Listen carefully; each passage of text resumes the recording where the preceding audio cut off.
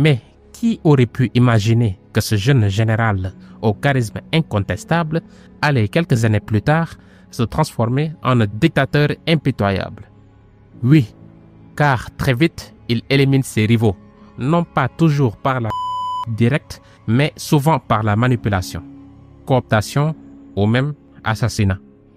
Il construit avec habileté une image d'homme providentiel, un sauveur qui protège le pays d'un chaos insensé. Le jeudi 2 juin 1966, une tension étrange envahit Kinshasa. Ce jour-là, la ville semble retenir son souffle alors que 300 000 personnes se rassemblent autour d'une potence installée sur une place déserte.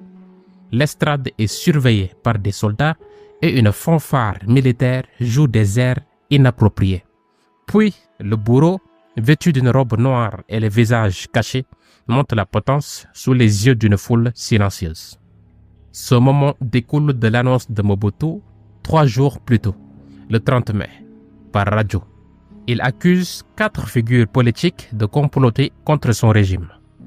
Alexandre Mahamba, Jérôme Anani, Emmanuel Bamba et Évariste Kimba.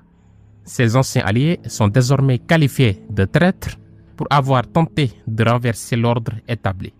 Mais parmi ces accusés, Emmanuel Bamba se distingue. Fils spirituel du prophète congolais Simon Kimbangu, il porte l'héritage du kimbanguisme, une puissante église messianique congolaise. Lui qui prônait la non-violence, qui s'était opposé courageusement au coup d'État, se retrouve piégé dans la toile de Mobutu. La sentence tombe, implacable. Ces 4 hommes sont pendus en public. Mobutu justifie cette barbarie par une logique glaçante. Il fallait donner un exemple spectaculaire et instaurer la discipline. 1967. Mobutu fonde le mouvement populaire de la Révolution, le seul parti autorisé à exister. Le MPR, le mouvement populaire de la Révolution, devient l'incarnation de l'État. Il définit ce qu'est le Congo et impose son autorité sur tout, jusqu'à l'identité politique des citoyens.